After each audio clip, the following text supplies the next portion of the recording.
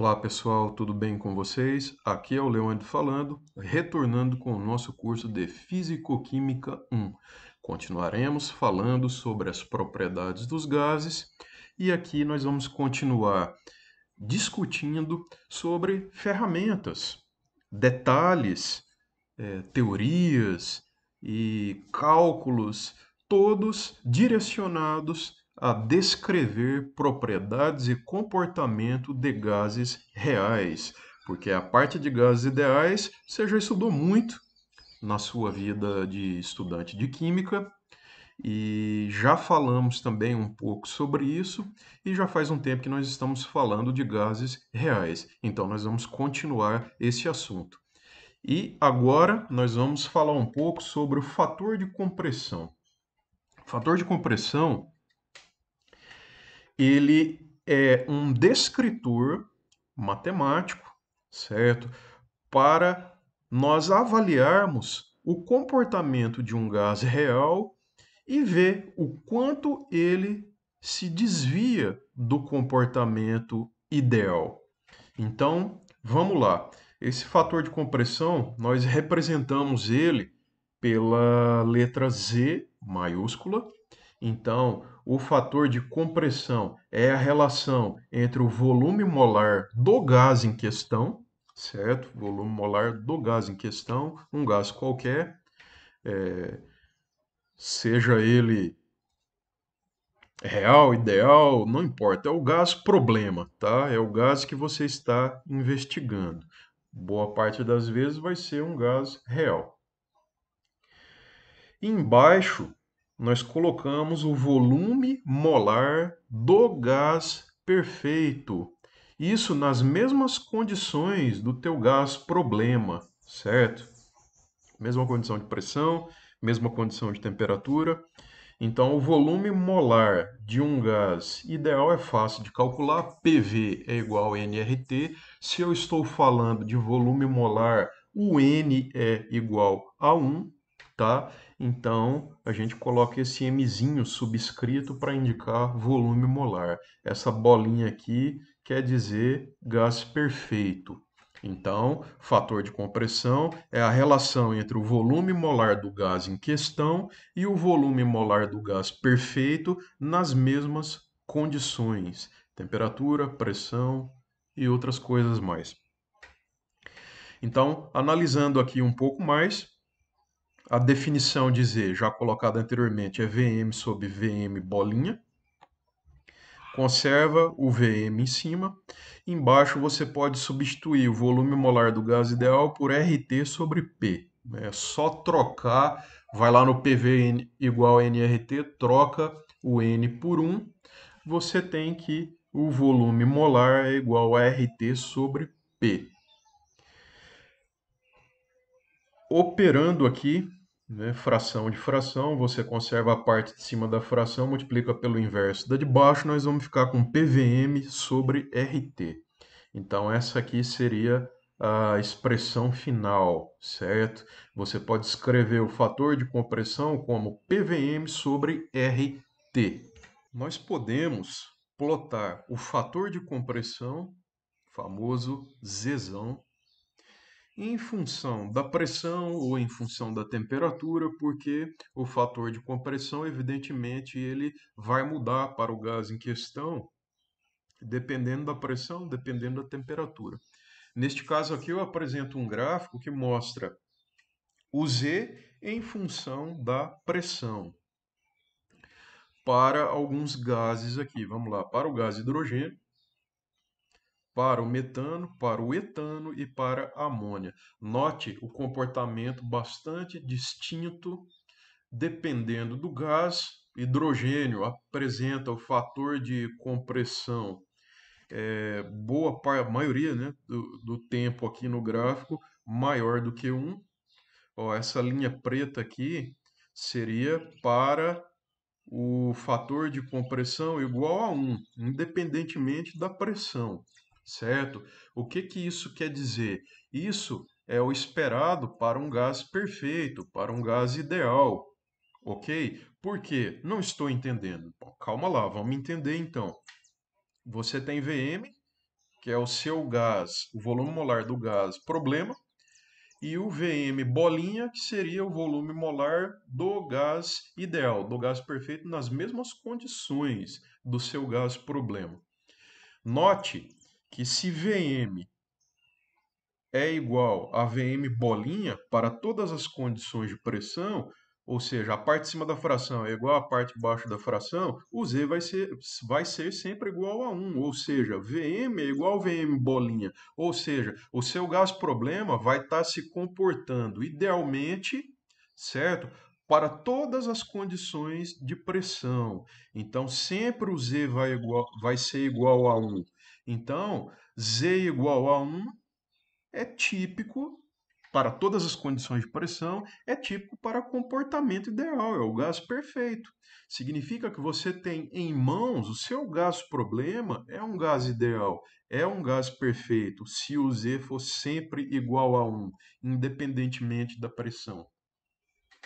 Então, quando a gente vê essas curvas aí, valores de Z para o gás problema destoando do valor igual a 1, ou seja, destoando dessa linha preta aqui do gás perfeito, está te mostrando o quê? Quantitativamente, o quão o seu gás problema está se desviando do comportamento ideal. Veja para o hidrogênio. Para o hidrogênio, ó, o Z é maior do que 1, boa parte do gráfico aqui.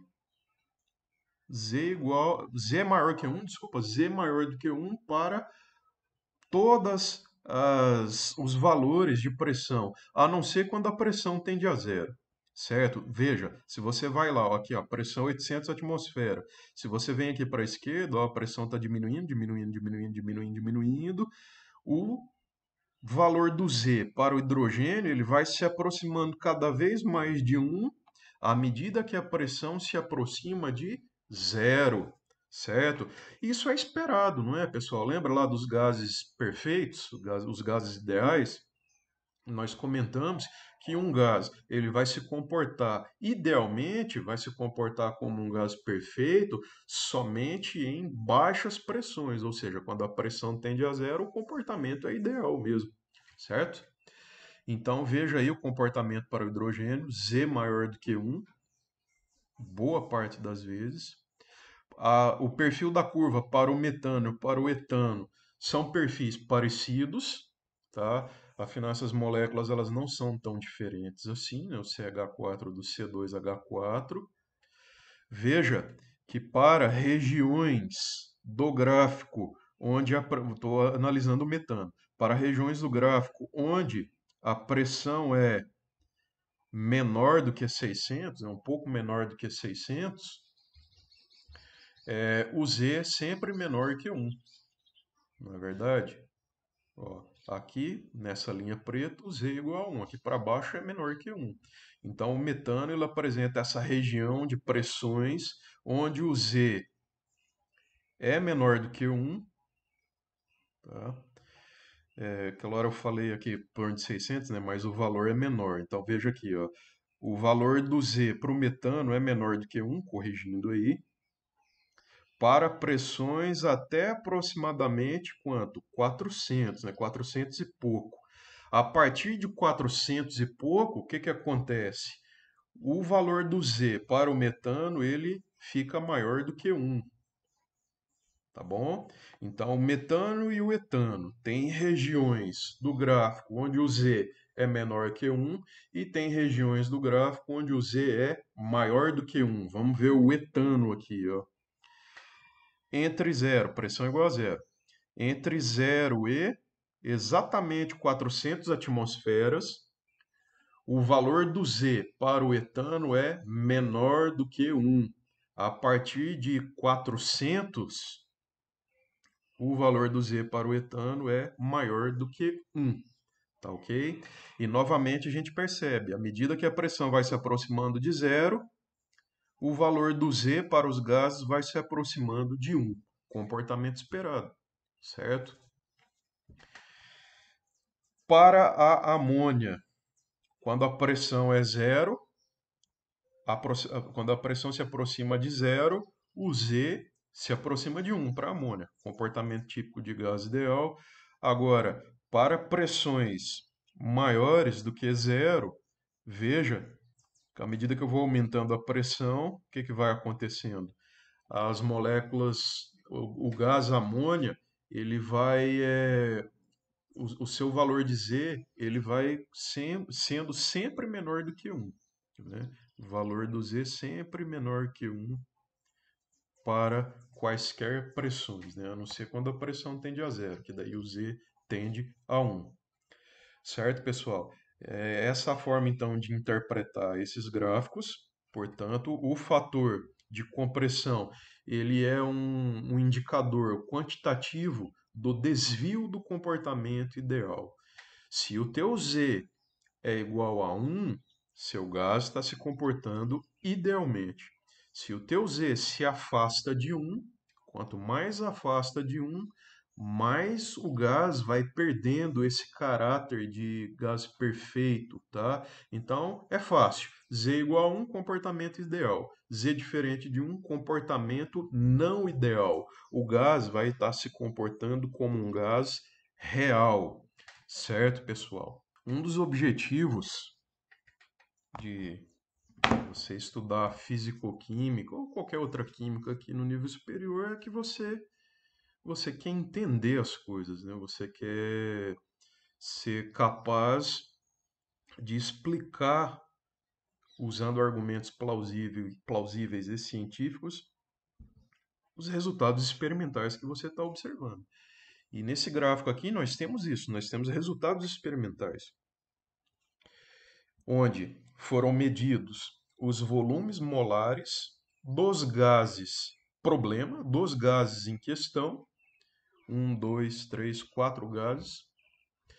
E o que foi feito aqui foi uma comparação entre o volume molar experimental desses gases, os gases problema, e comparamos esses volumes molares com os volumes molares do gás ideal, ou gás perfeito, nas mesmas condições. Certo? Note que o volume molar do gás problema é algo, é uma grandeza obtida experimentalmente. O volume molar de um gás perfeito é algo calculado, PV igual a nRT, né? Sem problemas quanto a isso. Então, nós queremos ser capazes de explicar esse comportamento. Por que que para o hidrogênio Z é sempre maior que 1? Por que que para metano e etano, às vezes o Z é menor que 1, às vezes o Z é maior do que 1? E para a amônia, o Z é sempre menor do que 1. Nós temos que entender isso. Esse é o objetivo neste momento, tá? Dessa fala nossa aqui, para que você possa explicar esse tipo de comportamento para esses diferentes gases aqui mostrados no gráfico. Bom, lembra, nossas aulas anteriores, nós revisamos, que isso aí você já sabia, né? Melhor que eu, inclusive, que interações entre moléculas, nós temos dois tipos: as interações repulsivas e as interações atrativas. As interações atrativas e repulsivas, elas coexistem a todo momento em um conjunto, em um grupo de moléculas, como uma amostra gasosa. Mas as interações atrativas ou repulsivas, elas podem ser maiores ou menores. Elas vão competir uma com a outra. Depende da situação, depende da pressão, depende da temperatura. Mas elas sempre existem, os dois tipos. Tanto as atrativas quanto as repulsivas. Então, um caso fácil de analisar é para o hidrogênio, o H2. O fator de compressão dele é sempre maior do que 1. O hidrogênio é uma molécula apolar. Moléculas apolares, elas, pelo fato de não terem polos, né, não ter uma parte positiva ou negativa na molécula, elas interagem, elas se atraem fracamente, via dipolo induzido. Você deve se lembrar isso das suas aulas de química geral. Então, as interações atrativas para as moléculas de hidrogênio, que são moléculas apolares, são interações atrativas muito fracas, certo? De forma que as repulsões, para o caso do hidrogênio, nas condições analisadas aqui, as repulsões sempre vão superar as atrações. O que acontece se as moléculas, você coloca as moléculas perto umas das outras e elas se repelem? O que vai acontecer? Elas vão ocupar um volume maior, certo? Se você coloca as moléculas próximas umas às outras e elas se atraem, o que vai acontecer? Elas vão ocupar um volume menor, certo? Então, no caso do hidrogênio, nós temos o Z sempre maior que 1. Se nós analisarmos aqui novamente, ó, se esse Z aqui é maior do que 1, é sinal do quê? De que o Vm é maior do que o Vm bola, não é verdade? Ou seja, o volume molar do gás real, do gás problema, o gás em questão, é maior do que o volume do gás perfeito nas mesmas condições. Então, se Z é maior que 1, Vm é maior do que Vm bola, certo? Moral da história. As moléculas no gás real, o gás em questão, estão ocupando um volume maior do que o gás perfeito nas mesmas condições. Isso é um indicativo de forças repulsivas dominantes. Forças repulsivas dominantes faz com que as moléculas ocupem um maior volume. Esse é o motivo do hidrogênio apresentar Z sempre maior que 1. Significa que as forças repulsivas para as moléculas H2 sempre superam as forças atrativas para as condições analisadas neste gráfico. Vamos analisar agora o caso da amônia. Lembra, a amônia são moléculas piramidais. Nitrogênio ligado a 3 hidrogênios, a molécula em forma de pirâmide. O nitrogênio, por ser bastante eletronegativo, vai polarizar as 3 ligações que ele faz com os hidrogênios. Vai atrair a nuvem eletrônica para ele, então os elétrons estão mais para o nitrogênio, né? Um acúmulo de carga negativa em cima do nitrogênio, e uma depleção, um déficit de carga negativa nos hidrogênios, ou seja, os hidrogênios vão ficar polarizados positivamente e o nitrogênio vai ficar polarizado negativamente. Então, as moléculas de amônia são fortemente polares, certo? São moléculas que se atraem intensamente. Então, no caso da amônia, para as condições analisadas, as atrações superam as repulsões para as condições analisadas, certo?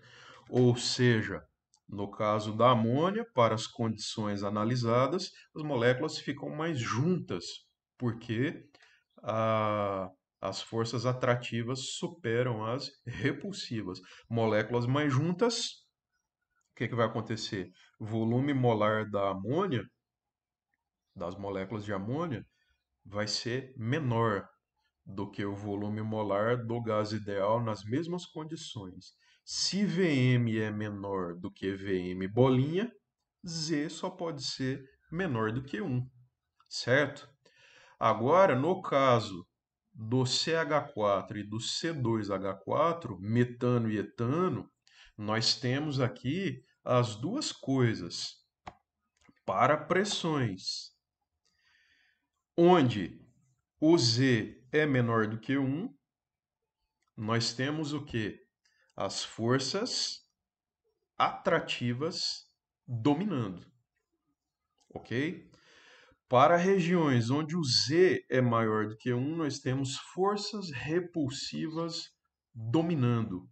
Então, no caso do CH4, ou seja, o metano e o etano, ora as forças atrativas são dominantes, ora as forças repulsivas são dominantes.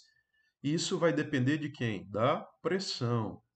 Em determinadas pressões, as forças atrativas são dominantes. Já para outras pressões, as forças repulsivas são dominantes. Espero que vocês tenham entendido. É importante compreender isso bem, ok? Você já ouviu falar tanto da equação de estado dos gases ideais, e a gente já estamos falando há algum tempo sobre gases reais, mas ainda não vimos uma equação de estado para os gases reais. Nós já vimos modelo cinético, outros detalhes, né? Mas uma equação de estado para os gases reais ainda não vimos. E existem várias, tá? Tem a equação de Van der Waals, tem a equação de estado do virial, tem equações bem mais complexas do que isso, e é uma infinidade. Se você tem interesse pelo assunto, você pode pesquisar a equação de estado para gases reais e você vai ver um monte, você vai achar um monte de coisas. Eu queria começar a falar agora, então, dessas equação de estado, essas equações de estado para gases reais. Eu vou começar com a equação de estado do virial. Virial vem de força, e isso tem a ver com as forças intermoleculares, que agora são importantes. Lá no modelo do gás ideal, desprezávamos as interações, as forças intermoleculares, e a partir de quando a gente começa a estudar gases reais, a gente começa a falar dessas forças intermoleculares, que são elas as culpadas pelo desvio do comportamento ideal. E a equação de estado do virial, ela é uma equação empírica, ela é construída com dados experimentais, certo? Se você ignorar, ó, esses termos aqui, esse termo aqui envolvendo B sobre VM e esse aqui envolvendo C sobre VM quadrado, porque isso aqui continua, a equação de estado do virial, ela tem, você pode expandir, porque o que está sendo feito aqui é uma expansão. Como é que funciona então essa expansão? Se o Z é igual a 1, despreza esse termo aqui e esse aqui. Se o Z é igual a 1, trata-se do quê? De um gás ideal. Então, a equação de estado do virial, você a obtém fazendo uma expansão, sendo que você vai ter quantos termos extras nessa expansão você quiser. Tá? Aí é com você, você que está construindo a equação de estado do virial empírica usando dados experimentais, você para a expansão quando você vê que aquela quantidade de termos está adequada para as propriedades que você está investigando. Então, se Z é igual a 1, eu tenho o gás ideal. Então, adicionando o termo B sobre VM mais C sobre VM ao quadrado, isso aqui continua, como eu já disse, você coloca quantos termos você quiser nessa expansão, tá? Manipulando essa equação obtida, nós vimos nos slides anteriores que Z é PVM sobre RT. Então, só no lugar do Z eu escrevi PVM sobre RT. Daqui para cá, o que foi feito é o seguinte: multiplicamos os dois lados da equação por RT sobre VM. Quando eu pego esse lado esquerdo da equação, multiplico por RT sobre VM, vai cortar o VM, vai cortar o RT, vai sobrar só o P, certo? Do lado direito, também tem que multiplicar por RT sobre VM, e nós vamos chegar aqui nesta expressão. Daqui para cá, o que foi feito? O que é volume molar? Qual é a definição de volume molar? A definição de volume molar é o volume ocupado por um mol do gás em questão, da substância em questão. E como que eu matematicamente, como que eu calculo o volume molar? Eu pego o volume da amostra e divido pelo número de mol. Então é V sobre N. Então eu posso trocar esse Vm por V sobre N. Trocar esse Vm por V sobre N. Trocar esse Vm quadrado por V sobre N. Claro que aí eu não posso esquecer do quadrado, tá? Isso, no final das contas, você chega nessa expressão aqui, ó. Essa é uma das formas de você escrever a equação de estado do virial, certo? Todas essas expressões são equivalentes, né? Você vai manipulando algebricamente, como nós vimos aqui passo a passo, até chegar nessa expressão final aqui. Então, essa aqui seria a nossa expressão final Posso escrevê-la de várias outras formas, só fazer as manipulações, mas é a equação de estado do virial, certo? Então nós temos aí número de mol, a constante dos gases, temperatura, volume, e a novidade aqui fica por conta do quê? A única novidade que tem aqui, as novidades que tem aqui, melhor dizendo, é o B e o C, correto? Se tivesse mais termos aqui, continuaria D, E por aí vai. São os coeficientes do virial. Então, B e C são coeficientes do virial.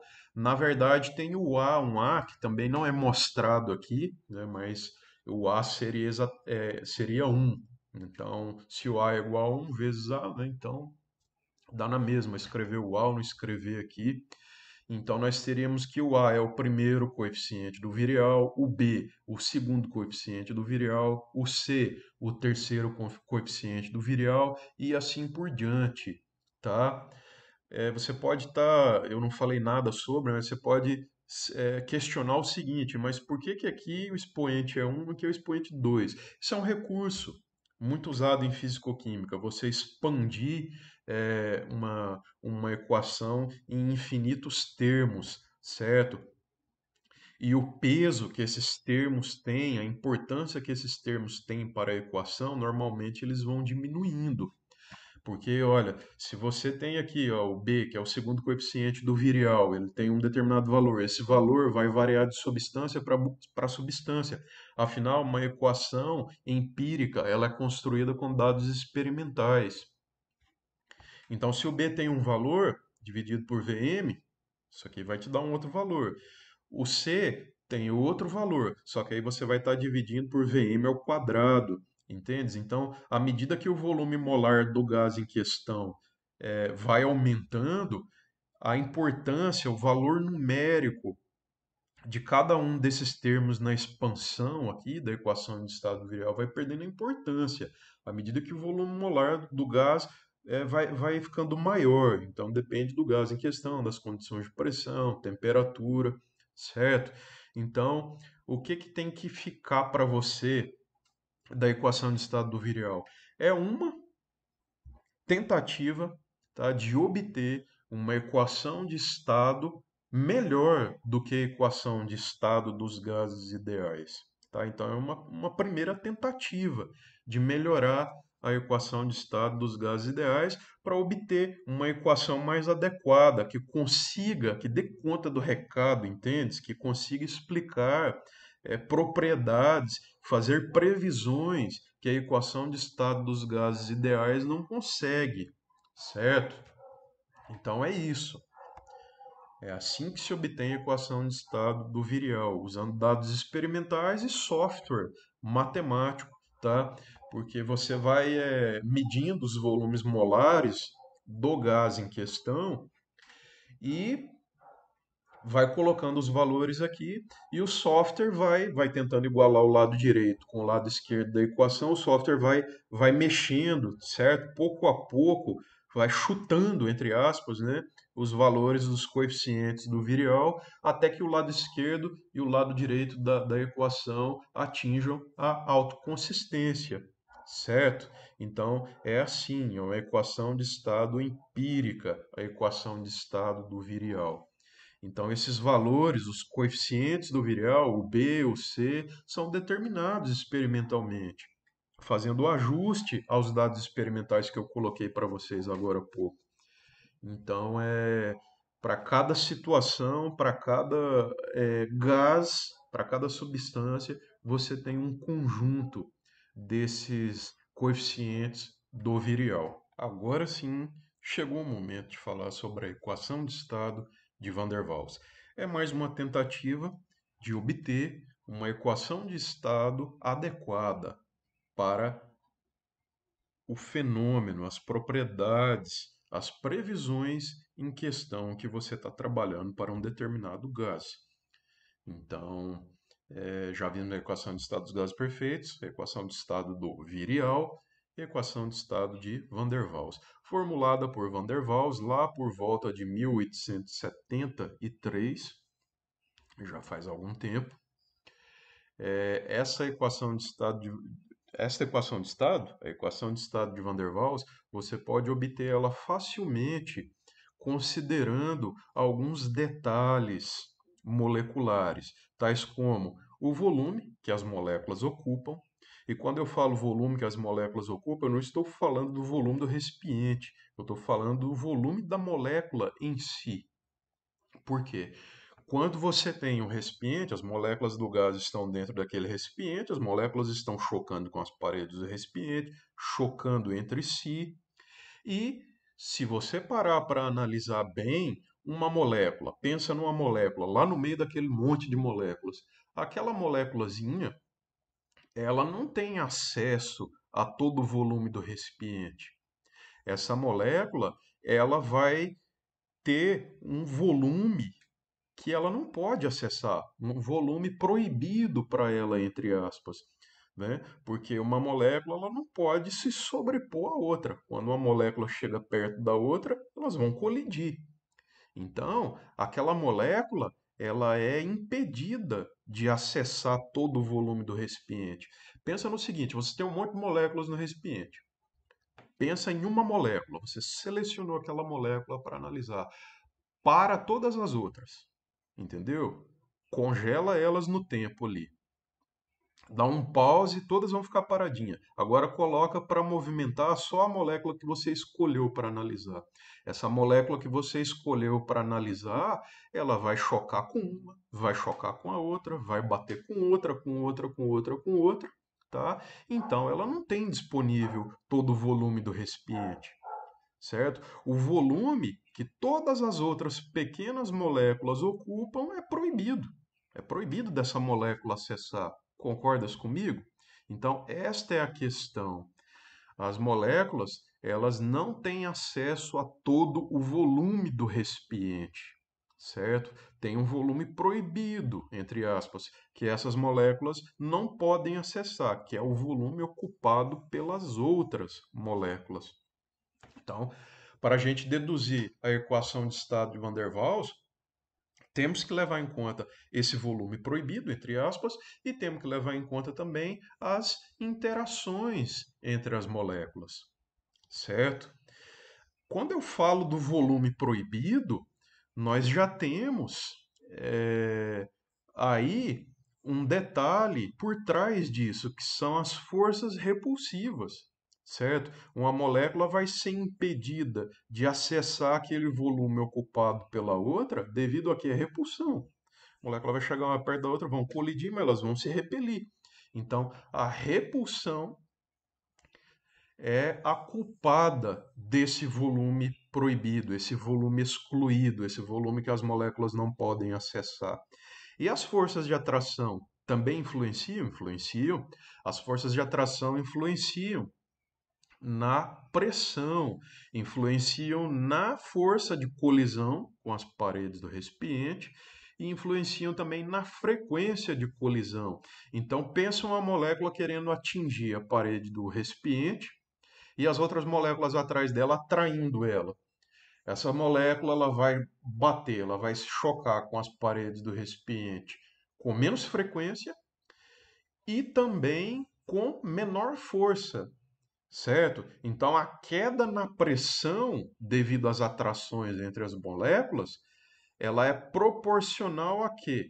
Proporcional a essa redução na frequência de colisão e proporcional também a essa redução na força de colisão, certo? Vamos ver mais detalhes a seguir. Então, vamos lá, vamos começar a tentar deduzir a equação de estado de Van der Waals. Ó, ignora esse termozinho aqui, ó, menos NB. Se você escrever P igual nRT sobre V e ignorar esse termo menos NB, nós temos a equação de estado dos gases ideais. Então, nós vamos partir da equação de estado dos gases ideais para tentar chegar na equação de Van der Waals. Como eu disse, eu não tenho o volume inteiro do recipiente, porque esse Vzão na equação de estado dos gases ideais representa o quê? O volume do recipiente, certo? Você talvez nunca tinha se preocupado, né, com o volume excluído, com o volume proibido das moléculas acessarem. Ah, o volume disponível para o meu gás é igual ao volume do recipiente. Sim, lá na equação de estado dos gases ideais. Agora aqui o buraco é mais embaixo. Então, nós vamos pegar esse volume do recipiente e descontar dele o volume proibido, o volume excluído, o volume que as moléculas não podem acessar, certo? E evidentemente esse volume excluído, ele é proporcional a quem? Proporcional ao número de moléculas, ou seja, o número de mol, a quantidade de matéria das moléculas presentes no recipiente, sendo que B é a constante de proporcionalidade. Então, o volume excluído é proporcional à quantidade de moléculas, ou seja, ao número de mol de moléculas. E Bzinho é simplesmente uma constante de proporcionalidade. Não se preocupe com ela por enquanto. Então, se eu levo em conta as interações repulsivas, eu iria obter esta equação aqui, ó. P igual nRT sobre V menos NB. Ainda essa não é a equação de estado de Van der Waals completa. Essa aqui é a equação de estado levando em conta apenas as interações repulsivas.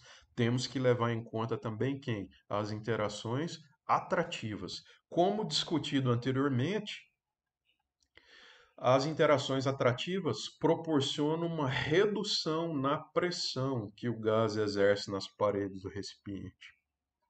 Essa redução na pressão é proporcional à concentração de moléculas lá dentro do recipiente.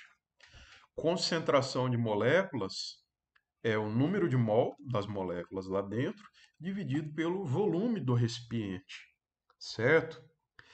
Só que, além das forças atrativas fazerem com que as moléculas choquem com menos força nas paredes do recipiente, essas forças atrativas também proporcionam uma menor frequência de colisões. E tanto a redução na força de colisão quanto a redução na frequência são proporcionais à concentração de moléculas, N sobre V. Ou seja, mais moléculas, menor frequência de colisão com as paredes do recipiente. Mais moléculas, menor a força de colisão com as paredes do recipiente. Por isso que é ao quadrado, tá? Porque a redução na pressão é proporcional à redução na frequência de colisão e, olha só, o detalhe importante, e redução na força das colisões com as paredes do recipiente. Então, é proporcional a N sobre V e N sobre V, ou seja, proporcional ao quadrado da concentração das moléculas. N dividido por V ao quadrado. O Azinho aqui é pura e simplesmente uma constante de proporcionalidade, tá?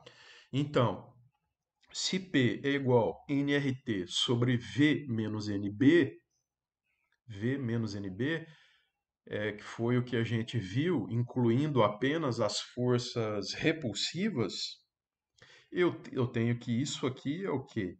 É a pressão. Então eu tenho que descontar da pressão o quê? Isso aqui, que a gente viu, a redução na pressão devido às forças atrativas entre as moléculas. Então eu tenho que pegar a fórmula da pressão, que é P nRT sobre V menos NB, que eu já tinha, e descontar este termo aqui, que a gente já viu antes. Então fica nRT sobre V menos NB menos Azinho que multiplica N sobre V ao quadrado.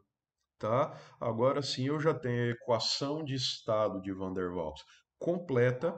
Daqui para cá só foi feito um rearranjo algébrico e nós temos aqui agora a equação de estado de Van der Waals na sua forma completa e reescrita, um pouquinho diferente do que nós tínhamos aqui anteriormente. Viu como é fácil deduzir a equação de estado de Van der Waals, levando em conta as forças atrativas, eu tenho esta equação. Desculpa, as repulsivas. Se eu levo em conta as forças repulsivas, Eu tenho essa expressão. Se eu levo em conta as forças repulsivas e atrativas, eu tenho esta expressão ou essa aqui, que é equivalente. Está aí, então, a equação de estado de Van der Waals. A equação de estado de Van der Waals, então, ela possui dois parâmetros, os chamados parâmetros de Van der Waals. É o Azinho e o Bzinho. Você encontra nos livros de Fisicoquímica os parâmetros de Van der Waals para diferentes gases. Para cada gás, você tem um conjunto de parâmetros de Van der Waals, o Azinho e o Bzinho. São parâmetros empíricos, tá? Deduzidos da observação, obtidos a partir da experimentação. Então, caso seja necessário, consulte a tabela do seu livro preferido de Fisicoquímica.